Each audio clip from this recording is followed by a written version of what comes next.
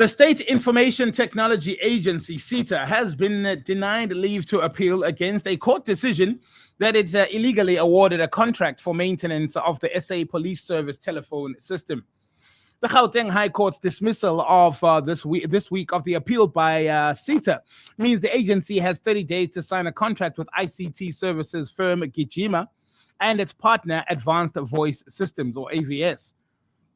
Gijima challenged the 2020 decision to give the police PBX maintenance and support contract to Intuit, a multinational from India with a branch in South Africa. And it won its case last October. So Judge Leonie Windle said even though IT's 89 million rand tender compared well on the price of the 160 quoted by Gijima, the Indian company should have been excluded because it did not comply with the requirements. Gijima and AVS are the only entities that satisfy the tender requirements, she said. And on Wednesday, she dismissed SITA's application for leave to appeal, saying there was no reasonable prospect another court would think differently. Gijima CEO Mapum Nxumalo said justice has yet again been done by our High Court, adding that he looks forward to SITA's compliance with the order.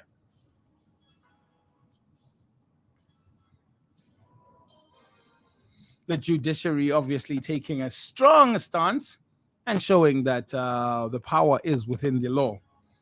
Broken sewage drains, uncollected rubbish, and disintegrated roads plague Stutterheim, the administrative center of the Amati local municipality. Now, in January, the municipality was unable to pay its civil servants. Municipal spokesperson Anati Nyoga said on Wednesday that all municipal workers' salaries will be paid by Friday. Residents have for years been protesting about the municipal failures. In 2018, youths angered by unemployment and nepotism took to the streets and burnt down the municipal offices, a local clinic, and a newly built Mlungisi Mall. They say we are here in a crisis. This is according to Tembikaya Wapi, an organizer of the Amaklati Crisis Committee, set up in the wake of the 2018 protest. Wapi said that it is sad to see a municipality slowly collapsing. He said after 2018 protests, the municipality was under administration, but nothing changed. By 2020, youths were once again protesting about a lack of basic services, jobs for sex, and unemployment, he said. Premier Oscar Mabuyane was here and ground up. You are a witness, the visit reported. In Kolocha Township, outside of Stutterheim, the municipality fails to collect refuse, so residents have taken it upon themselves to burn the rubbish. Resident Snovuyo Velebesi said they have not received garbage bags from the municipality for the past 5 years. I personally used to go there and demand the garbage bags, but I've stopped now because they keep on telling me that they just don't have them. Sad, really. But we saw some of this coming, especially in the wake of the salaries debacle, and when they had to go to a local supermarket to tell them that they should be able to give people groceries on credit, that was already telling signs.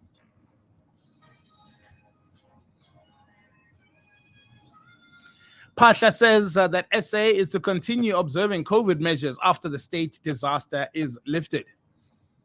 This comes after President Ramaphosa said in his State of the Nation address on Thursday that the state of disaster will end as soon as alternative measures to contain the pandemic are finalized. Health Minister Joe Pasha said South Africans will have to continue observing COVID-19 measures put in place during the pandemic after the state of disaster has been lifted. The country has been in a state of disaster since the 15th of March 2020, when the pandemic broke out, enabling government to make laws to manage the virus. Pasha told the South African Times, or the Sunday Times, and South Africans will have to carry on wearing masks, sanitizing, social distancing, and limiting the size of gatherings.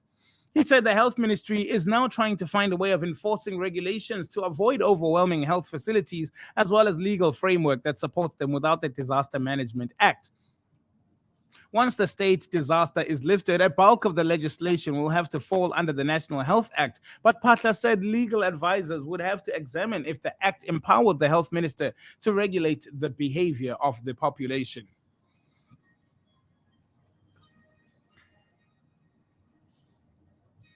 President Ramaphosa displays a less than heroic zeal in cleaning the ANC's Orgian stables, apparently. According to Greek mythology, the stables of King Augeas had not been cleaned in 30 years until King Eurystheus ordered Hercules to clean them. Every night, the cowherds gathered and shepherds drove more than 3,000 animals into the stable. To complicate Hercules' task, Eurystheus demanded that it be done in a single day. Hercules brought the Augeas' son to watch along to watch. First, the hero made a big opening in one of the cattle yards where the stables were. Then he made another opening in the wall on the opposite side of the yard. Next, he dug wide trenches to the rivers nearby. But Alpheus and Peneus, the Alpheus and the Peneus River. Now that done, he diverted the course of the rivers into the yard so that they rushed through the stables, flushing them out, and all the mess flowed out to the other side of the yard. Mission perfectly accomplished. Now, circa 2018, Matamela, the son of Ramaphosa, upon being elected first citizen of Mzansi, made an important announcement to the enchantment of the melody of Hugh Masekela's Tumamina, Send Me song. He let it be known that his arrival at the presidency would herald a new dawn for the nation. He was going to clear the dung that accumulated during the preceding 9 years of the ancient regime. It was a sure-footed, flawless step. Matamela set the ball rolling by establishing commissions of inquiry in malfeasance and SA Revenue Services, the Public Investment Corporation, and National Prosecuting Authority. He sent the Mufamadi high-level review panel to investigate corruption, reports the state agency. After July 2021, civil unrest that rocked in KZN and parts of Gauteng, he again quickly dispatched an expert panel to carry out a thorough investigation. With the exception of the latter, all the hearings took place in the glare of the national television, and we were broadcast to so attentive as audiences across the country. All of this, and yet it would seem that there are still issues with accountability, especially then also actually addressing what is actually wrong. We'll have to see. The man did say he has a plan. South African clubs, a club in Sandton, there was a shooting and a 17-year-old stabbed to death who has now been laid to rest. Hlompho, a 17-year-old who was stabbed to death on the 6th of February at Madison Avenue nightclub in Sandton, has been laid to rest. This week, 18-year-old Dante Liang appeared before the Alexandra Magistrates Court on a murder charge. Liang allegedly stabbed Mbetse after a fight broke out outside the nightclub in Sandton. The accused was remanded in custody until today, when he is expected to make a formal bail application. One of the parents who attended the funeral said the manner in which Mbetse passed, the timing of his life cut short, remains a tragedy for everyone. We love Hlompho, and he was loved by many. We were shocked by the overwhelming support and love from people who showed us the reflection of the person he was and how much love he had. She says he had such a bright future. He was a true light, and just like the meaning of his name, he was a respectful young man. We gained a dope angel, the parents said. As previously reported, Sandton nightclub confirmed the incident via their Facebook page. Hlompho Mbetse was involved in a fight in the Madison car park in which our security intervened. The situation was normalized and Hlompho left the area, walking out of the car park and down the road. We then believe the situation was contained. Approximately 15 minutes later, reports that an individual arrived had not been previously been in the venue, who confronted him about 70 meters from the car park. The nightclub alleged that the grade 11 pupil from King Edward VII school had used a fake ID to gain entry into the venue earlier on in the night. The 17-year-old died then from his injuries. The actress and TV personality Kuli Roberts, who passed away on Wednesday, the 9th of February, reportedly died on the set of her upcoming new show, Heavy Hitters. Roberts was meant to be featured alongside Metro FM's Naked DJ on the show. Also, an article has revealed that Kuli Roberts died on the set. And Yeah, she was 49 years old. The publication also states that the show was to be aired on SABC1, and Roberts was going to be featured around or by Quentin Messina, who is also known as the Naked DJ. The SABC confirmed the news on Twitter, saying it is with great sadness that the SABC has learned of the untimely passing of journalist, presenter, and actress Nomakula Kuli Roberts. Roberts was scheduled to appear on Heavy Hitters. Kuli Roberts' former colleague Theo Nyaba has said that she was a lifestyle editor who was a lifestyle editor with Kuli Roberts when she worked for the Sunday World. We were supposed to link up this weekend. Kuli was like an industry mother to me. I met her as an intern and she embraced me. We used to fight because she was Kuli, but all of it was amazing.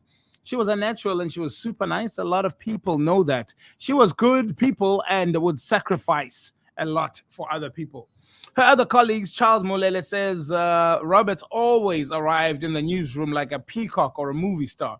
All elbows and naked ambition and black stilettos and designer handbag. To many, Kuli Roberts was some kind of creepy and weirdo journalist or an unreconstructed feminist and drama queen, given the two abrasive comments, foul language, and uncalculated risks. Well, not to me, or at least not exactly. Roberts was a pioneer in tabloid journalism in South Africa at a time when the nation was just coming out of the trauma and horrors of the separate development. Entertainment commentator Phil Mpela says she was a force that we cannot have come to comprehend. Mpela added that she was a trailblazer who paved the way for a lot of people who cover the entertainment industry. Paramount to that, Kuli was someone who elevated others. She championed and supported young talent. Her legacy for me is that she was someone who paid it forward. And her friend Sonia Matawung said her kindness showed in the way she loved her animals.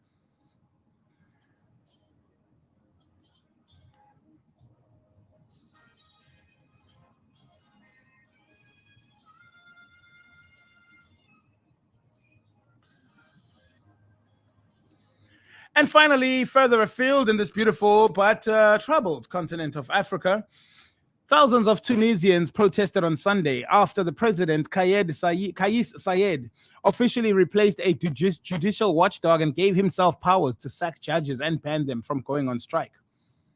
Hours after the decree was published on Sunday morning, more than 2,000 protesters gathered in the central Tunis, waving flags and chanting slogans in support of an independent judiciary.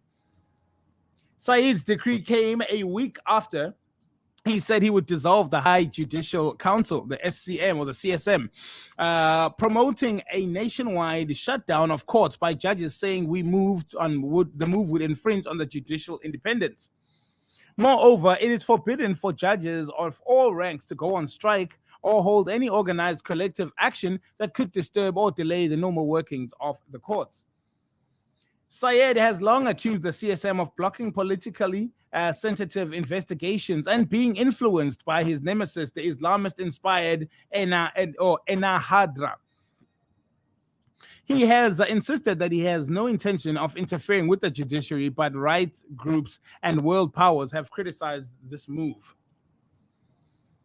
It brings Tunisia back to its darkest days when judges were transferred and dismissed on the basis of executive whim. On Thursday, the CSM said that it's Saturday, that in a statement, that it totally rejects the use of decrees to infringe on the constitutional structure of the judiciary and that any alternative would have no legal basis. Said's July power grab was welcomed by Tunisia, tired of political parties seen as corrupt and self-serving, but his critics accuse him of moving the country back to autocracy. We are extraterrestrial. We are KNR. In our comments, Tawads Takazuzu says, Happy Valentine's Day. Happy Valentine's to you. Kunye nokamvelihle hlelo kuhle uthi Happy Valentine's Day kuba sasazi bonke namatshe zonke jikelele bomia bonke otholo bonke olukhozi bonke enkosi ke useJemiston yena eJozi. Hey, happy Valentine's. 14th of February it is. Right now though, 25 minutes before 10 a.m. It is also a Monday. I hope everybody's up and at 'em because that's where we should be. Ladies and gentlemen, let's see what all the fuck is From the states about